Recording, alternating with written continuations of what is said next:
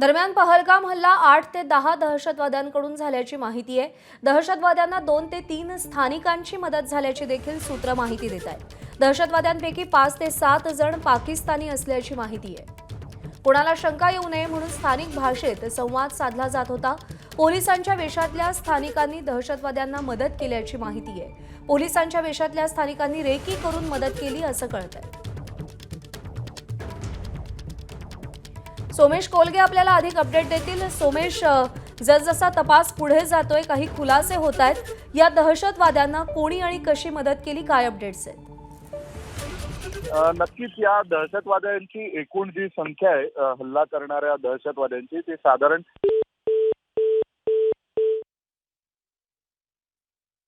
तर सोमेशशी पुन्हा एकदा संपर्क साधायचा आपण प्रयत्न करूया, पण जी माहिती मिळते ती अत्यंत धक्कादायक आहे। स्थानिकांच्या मदतीनं दहशतवाद्यांनी हा हल्ला केल्याची माहिती आहे। 8 ते 10 दहशतवाद्यांकडून हल्ला झाल्याची माहिती मिळते। दहशतवाद्यांना 2 ते 3 स्थानिकांची मदत झाल्याची देखील माहिती सूत्रांकडून मिळते। या दहशतवाद्यांपैकी 5 ते 7 जण पाकिस्तानी असल्याची माहिती आहे। कोणाला शंका येऊ नये म्हणून स्थानिक भाषेमध्ये संवाद साधला जात होता। पोलिसांच्या वेशातल्या स्थानिकांनी दहशतवाद्यांना मदत केल्याची माहिती आहे।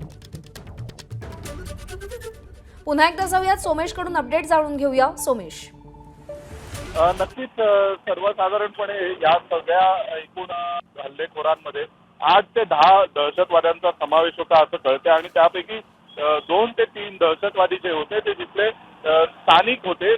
तिथल्या स्थानिकांच्या वतीने मदत करणारे होते आणि यांच्यापैकी काही जण हे पोलीस वर्दीमध्ये असण्याची शक्यता आहे आणि जे स्थानिक तिथले दहशतवादी होते त्यांनी या इतर 5 ते 6 जणांना मदत केली आणि वेगवेगळ्या ठिकाणी तिथल्या स्थानिक भाषेतून संवाद साधला, कारण काश्मीरची एक स्वतःची थोडीशी वेगळी लहेजा असणारी भाषा आहे।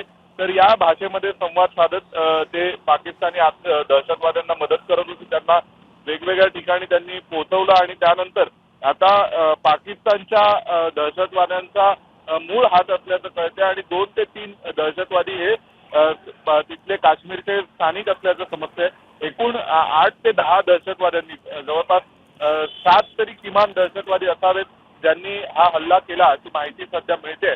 त्यामुळे या 7 दहशतवाद्यांना शोधण्यासाठीचे सर्च ऑपरेशन हे आता सुरक्षा दलाच्या वतीने पहलगाम परिसरामध्ये राबवले जात आहेत आणि या 7 दहशतवाद्यांच्या सोबत जे 2 ते 3 स्थानिक दहशतवादी होते ते कोण होते, ते कुठे राहणारे होते याविषयीचा शोध घेतला जातोय।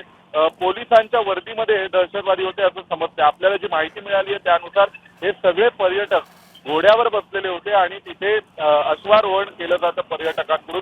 तर ते अश्वारोहण करत होते आणि या अश्वारोहणाचा आनंद घेत असताना अनेक पर्यटक घोड्यावर बसल्यामुळे स्वाभाविक जी जमिनीची रेंज असते त्यापेक्षा ते थोडेसे उंचावर होते, त्यामुळे त्यांना लक्ष्य करणं हे दहशतवाद्यांसाठी सोपं झालेलं आहे आणि घोडेस्वारी करणाऱ्या या पर्यटकांवर थेट हल्ला झाला अशी माहिती मिळते। यात सर्वाधिक नुकसान हे महाराष्ट्रातील पर्यटकांचं महाराष्ट्राचं झालेलं कळतंय, कारण हे 6 पर्यटक हे महाराष्ट्राचे होते आणि जे तिथले स्थानिक आय विटनेस आहेत ज्यांनी हा सर्व घटनाक्रम पाहिला त्यांच्या म्हणण्यानुसार स्पेसिफिकली हा दहशत बसवण्यासाठी म्हणून त्यातल्या काही लोकांना मारून टाकणं, काही लोकांना जिवंत ठेवणं आणि त्यांनी हा सर्व थरार पुढे जाऊन देशाला सांगावा अशा स्वरूपाची व्यवस्था केल्याचं यामध्ये पाहायला मिळतंय।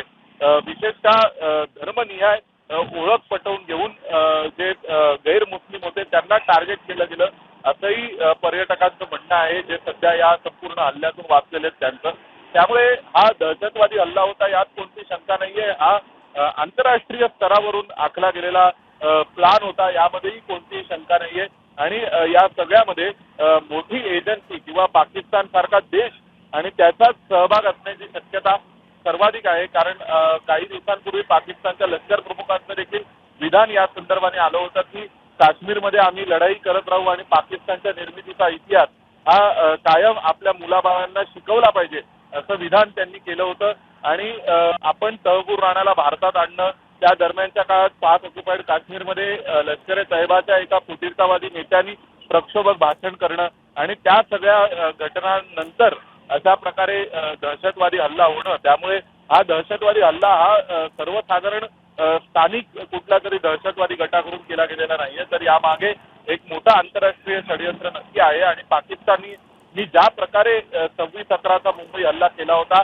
त्याच फॉर्मॅटचा, त्याच मॉडेलचा आणि त्याच स्टाईलचा हल्ला इथेही झालेला आहे असं समजतंय. त्यामुळे NIAची टीम आता याविषयी अधिक तपास करते आणि जम्मू काश्मीरमध्ये या दहशतवाद्यांना शोधण्यासाठी सध्या सर्च ऑपरेशन जारी आहे. दुसऱ्या बाजूला दिल्लीमध्ये पंतप्रधान नरेंद्र मोदी हे त्यांच्या निवासस्थानी पोहोचल्यानंतर ताबडतोब सुरक्षा विषयक मंत्रिमंडळाच्या समितीची बैठक थोड्याच वेळात सुरू होणार आहे आणि यामध्ये रणनीतीनुसार पुढचे निर्णय घेतले जाणार आहेत.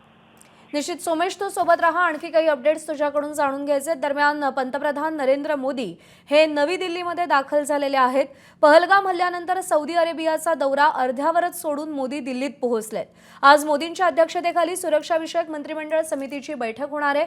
पंतप्रधानांची विमानतळावरच राष्ट्रीय सुरक्षा सल्लागारांशी बैठक झाली आहे.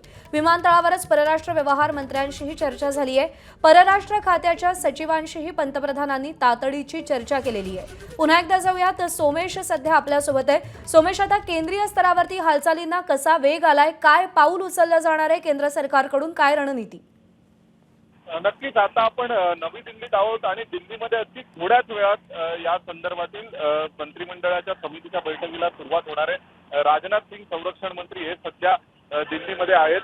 उत्तरी कमांडचे जे लेफ्टनंट जनरल होते, जे लष्करी आर्मीचे प्रमुख असतात उत्तरी कमांडचे, तर ते तातडीने कालच जम्मू काश्मीरला निघून गेलेले आहेत. केंद्रीय गृहमंत्री जम्मू काश्मीरात आहेत आणि पंतप्रधान नरेंद्र मोदी, राष्ट्रीय सुरक्षा सल्लागार अजित डोवाल, भारताचे परराष्ट्र मंत्री S जयशंकर हे दिल्लीमध्ये आहेत. त्यामुळे जी सुरक्षा विषयक समिती असते कॅबिनेटची, त्यामध्ये संरक्षण मंत्री, पंतप्रधान स्वतः त्याचे अध्यक्ष असतात, त्यांच्यासोबत परराष्ट्र मंत्री असतात, अर्थमंत्री असतात आणि त्यासोबतच परराष्ट्र मंत्री देखील, त्यासोबतच संरक्षण मंत्री देखील असतात. त्यामुळे आता आणि गृहमंत्री सुद्धा असतात. तर गृहमंत्री आता दिल्लीमध्ये नाही आहेत, परंतु ते कदाचित दूरस्थ माध्यमातून या बैठकीमध्ये सहभागी होतील. पण इतर सर्व मंत्री हे सध्या दिल्लीमध्ये आहेत. निर्मला सीतारामन या देखील अमेरिकेहून आपला दौरा संपवून दिल्लीत परतत आहेत. त्यामुळे दिल्लीमध्ये एक बैठक होऊन या बैठकीमध्ये पुढचा निर्णय घेतला जाणार आहे. कोणत्याही मोठ्या निर्णयाला, मग तो अगदी सर्जिकल स्ट्राईक जरी असला तरी सुद्धा.